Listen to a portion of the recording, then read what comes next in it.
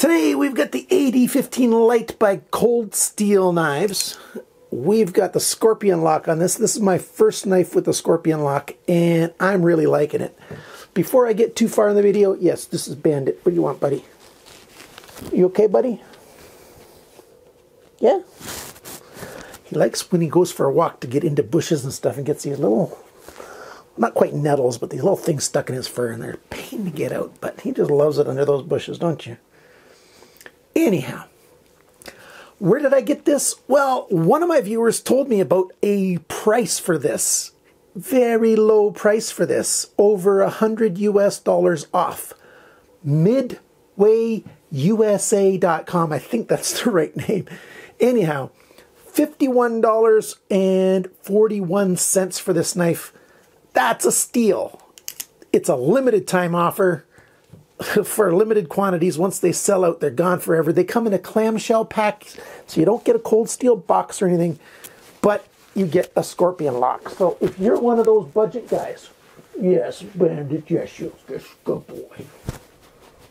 Should I put you down? Yeah, he wants to go down.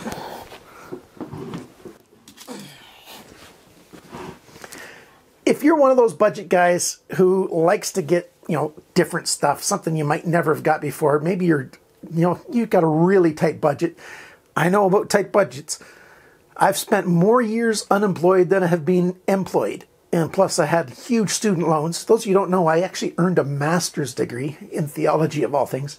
And yeah, lots of student loans and stuff. And lots of years not working due to my health issues. So I know what it means to be tight on funds, and even right now I live on a disability pension. But when one of my viewers told me about the price of this, I just had to at least get a Scorpion lock in my hands. It's more fidget friendly for me in my right hand. I've just been playing with it more that way. Kind of fun. A little bit like an Axis lock knife. Anyhow, you can also do slow roll. So check out MidWayUSA.com. I've got zero relationship with them. They don't know me, I don't know them. It's just everywhere else you're going to pay a lot more money for this. Will it pass customs in Canada? I don't know. But it's a thumb stud knife, and those tend to pass through customs without problems. So that's the best I can say. Maybe it's worth the risk if you really want one of these, because the price is just so much higher in Canada for this knife. But that's enough babble jabble. Let's get to the tabletop and take a look at it, right? Do I really like it? Would I recommend it? We'll see. This is a bit more like a tank of a knife. It's tough, it's strong, it's built sturdy. This lock, I think, is actually a very strong lock from my experience with it. This blade, yeah, it's a tank of a blade. The grip, the hand feel, all that stuff, it's a very sturdily built knife. The biggest con that I have with this knife is how thick it is behind the grind. Now, can I change that? Certainly I can. I can grind down the main bevels and make it come to a thinner edge, but do I want to? No, I don't want to modify a knife that much. I'd rather just buy a knife that's thinner behind the edge. But, big but, I like having unique stuff, and I don't have any other Scorpion lock knives. And at first I thought it was going to be not that big a deal, but I'm really liking this lock. It's a very well thought through lock. It's super future friendly because that wedge there that this post goes into is shaped in a V. And so as steel wears off, and steel, when it rubs against steel, wears steel away, it'll continue to have room to just get tighter and tighter in there. And it's built for that. So this is a knife that could last for a very long time. Okay, that's sort of the overview. Let's do our size comparison. I usually look at, there it is. I usually look at the Ontario Rat 1. Yeah, I know, I've got the clip on the left side right now instead of on the right side. I've been trying it on both sides, but let's do our size comparison here. It's very much the size of a Rat 1 in terms of length. It's got a tiny bit more cutting edge, but it's very similar to a Rat 1 in size.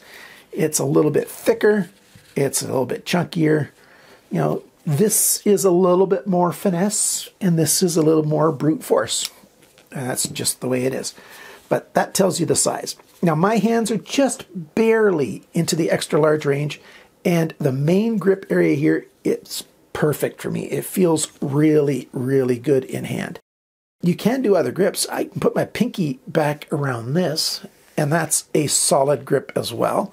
I can do fighting grips like this. Now this one's not as secure because I got my index finger around there, but if you want extra reach, certainly like that, you've got lots of reach.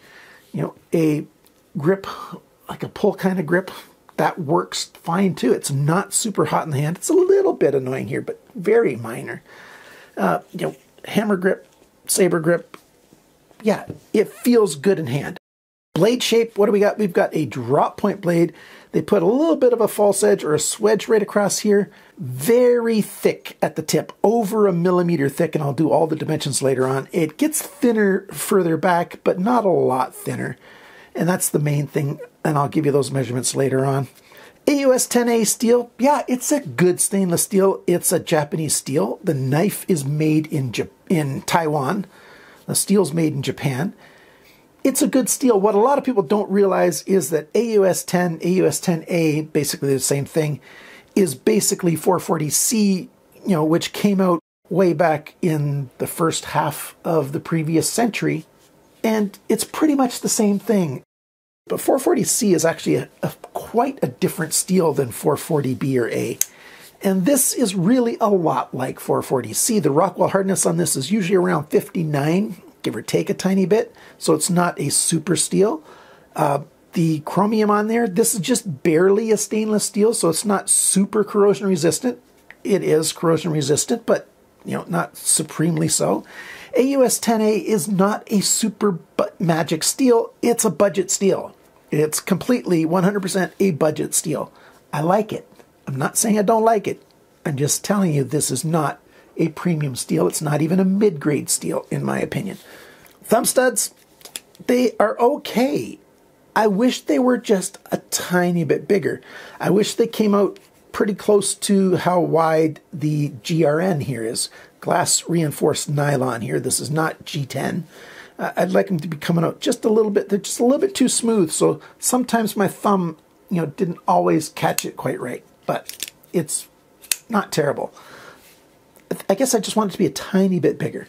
There is a slot in here. I've not tried to take this thumb stud apart, but presumably you can take the thumb stud off if you want to sharpen. Could be a little bit in the way when you're slicing through things. You know, there's less than ½ of an inch that you lose if you're thinking about that. If that's a big deal to you, then that's a big deal to you. The badging on the knife, it's on the flats where I prefer it. It's not super huge, and so I don't have a big problem with the badging. I'd like it to be a little smaller than it is, and maybe, you know, further back closer to the handle here, but it's not terrible. Cold steel, AUS-10A Taiwan on that side, and here AD-15 LITE. That's too big. For me, that's just a little bit. Let me get the light just right. Steel is so reflective, it's hard to get good lighting. There you go. AD-15 LITE, just a little bit too big, in my opinion. I'd like it to be smaller, and again, over there. The only other thing about this blade, well, two other things. We've got jimping up here. It's the very chunky jimping. It's, you know, it's a Demko signature. I'm not that fond of it. I'd like it to be a little bit smaller. Is it a pro? Is it a con? No, it's sort of neutral for me. I don't dislike it enough to call it a con, but I don't like it enough to call the jimping a pro. It's just there, and if you like it, and if you don't, you don't. There you go. The last thing about the blade is this forward choil. It's way too small, in my opinion. I can get the tip of my finger in there, but then my whole grip is kind of awkward. It's like I'm holding a rapier or something. No, I don't like that forward choil. I'd much rather remove more of the steel here so that it can be a solid forward grip. Like I can do this. It's not super sharp from the factory, so I can safely do this now, but I'm going to be sharpening this thing a whole lot better. And if I do this when it's sharp, I will be cutting myself. And I don't like that.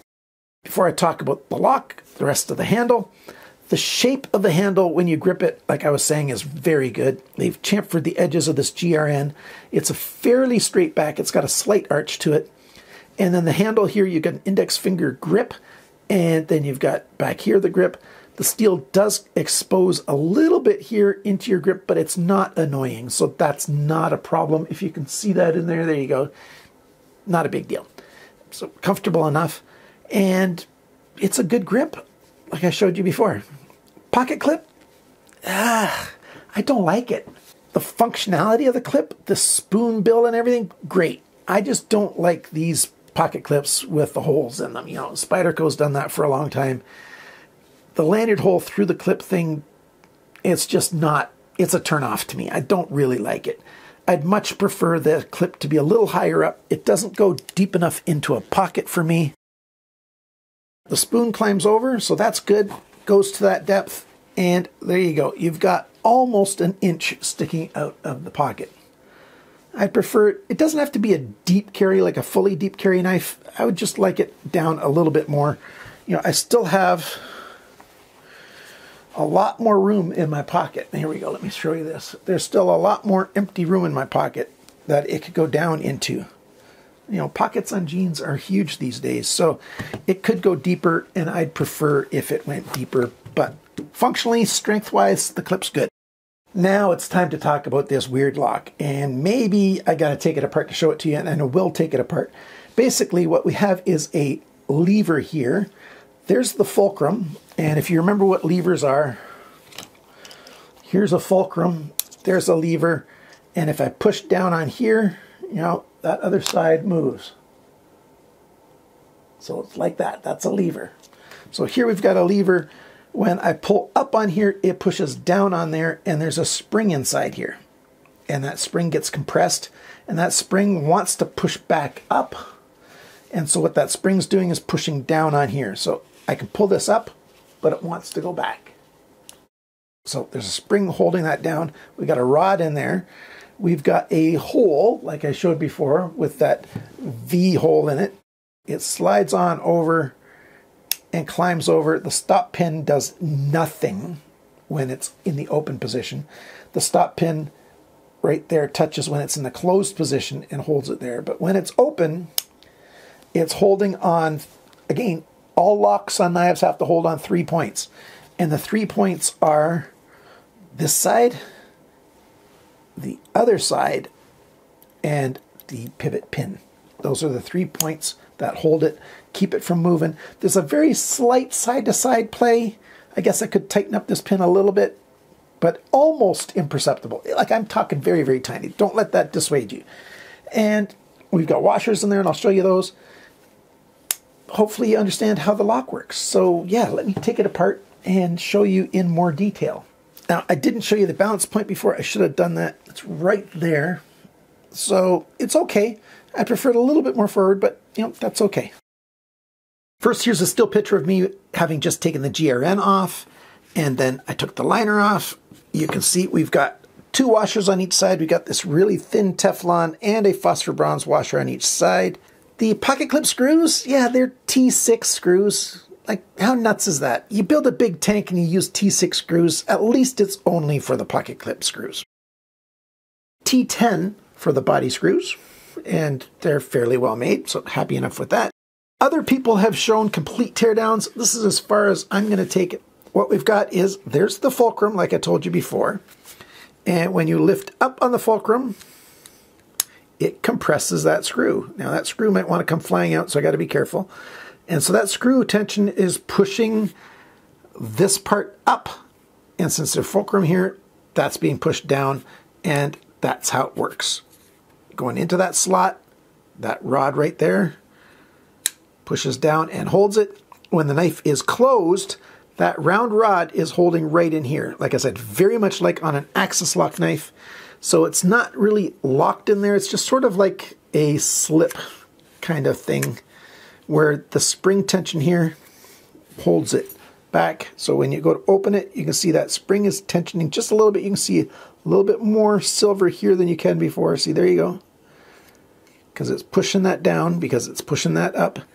And it slides along the side there and locks in place. Very simple design, really, but elegant. Demko, you know, he's got a brain on him. Time for all the measurements, all those specs and stuff. The weight of this knife, 175 grams, 6.17 ounces. Shouldn't surprise you. I told you it was a tank. The factory sharpness measured 3 times the average is 195 bests. So not quite as sharp as average, but it's not dull. It's sharpened okay in terms of how sharp it is. We'll do the grind angles in a minute. The cutting edge length, 91.7 millimeters, 3.61 inches. Blade length, tipped to the closest spot on the handle scales, 94.3 millimeters, 3.71 inches. The thickness of this thing, right here, the blade stock, 3.85 millimeters, 0.1515 of an inch. So yeah, it's nice and chunky. The blade depth, its biggest right about where my fingers are right there, 32.0 millimeters, 1.26 inches. How thick is it behind the grind? Now the average score, I measured it in about 5 places actually because it's quite variable. The average is 0.64 millimeters or 33,000ths of an inch thick, just behind the grind. At this heel, it started at 0.66 millimeters, 26 thousandths. At the tip, it's 1.02 millimeters, 40 thousandths of an inch thick right there. Very strong, thick, fat tip. I'd like the whole thing to be under 20 thou. Well, at 20 thou would be the thickest I'd want it. So yeah, it's just too thick and chunky of a blade for my preferences. If that's what you want, hey, there you go. That's what you get. The rest of the measurements, the handle's length, 124 millimeters, 4.88 inches. The grip area, the main grip area between my thumbs, is 9.5 centimeters, 3.75 inches. Of course, you can get more up there, and you can get a little bit more at the back if you want to. The handle thickness, this is on the GRN because that's the widest point other than hardware, like for where you grip. That is 14.73 millimeters, which is 0.58 of an inch. Yeah, not bad. The depth of the handle in the grip, so between my fingers here, this is the widest point in the grip, 27.8 millimeters, 1.09 inches. The widest point completely, if you use the forward choil, then this is between the grip. That's 35.2 millimeters, 1.59 inches, 1.39 inches, I should say. And when the knife is closed, the widest point is pretty close to the middle of the knife here, 41 millimeters, 1.61 inches. And the total length of this thing, 217 millimeters, 8.54 inches. I like it. Mostly. I like this bar here. I like the lock design. Demko did a great job designing this. You know, even just the little steps here, it helps create grip right in here. So you can just pull this up. What I'm doing is pushing down with my thumb. My index finger and my middle finger are pulling up, and that unlocks it. And then I just throw my wrist forward and it comes out. And it's gone past there, but if I come back a little bit, you know, it can go all the way past if I keep pulling on it, but locked. And then when I want to unlock it, I do the same thing again, get it loose, throw the blade forward and let it come back in, and you can fidget with it. It's kind of fun. A little hard to do in this tiny confined space underneath this light, so I can't really show you exactly how it works, but that's how it works. If you like this knife shape, like this design, like its weight, like how thick it is behind the grind, if you're just curious about the lock, definitely go get one. Even if you don't like how thick it is behind the grind, even if you don't like how heavy it is, you know, it's good to have some cool stuff in your collection that's just sort of different. And if you can't afford an actual Demko, or certainly can't afford the AD-15, you know, premium version, you know, the LITE, especially at this super sale price, because in most places the LITE is 3 times this price. 3 times this price for the LITE generally. So like this is a really hard to beat deal. So if you're curious at all, I suggest you go get one. And that's it. A huge thank you to my supporters. One of my supporters, Art T, sent me a donation directly today. I feel overwhelmed. I was not expecting that. I certainly didn't ask for that. But I do ask for donations because it's not free to make these videos. So if you do want to support the channel, there's 3 main ways. I guess there's 4 ways. 3 main ways: patreon.com/CCE, or click the join button that's down below the video. It's used to be orange. It's now black and white button right beside the subscribe button. Subscribe too if you want to. You can do buymeacoffee.com/cuttingedge. The other option is CanadianCuttingEdge at gmail.com. You can send me an e-transfer that way if you want to send me a gift that way. That's exactly what Art did. And thank you very much, Art. Happy holidays to everyone. And remember, always cut towards your chum, not your thumb.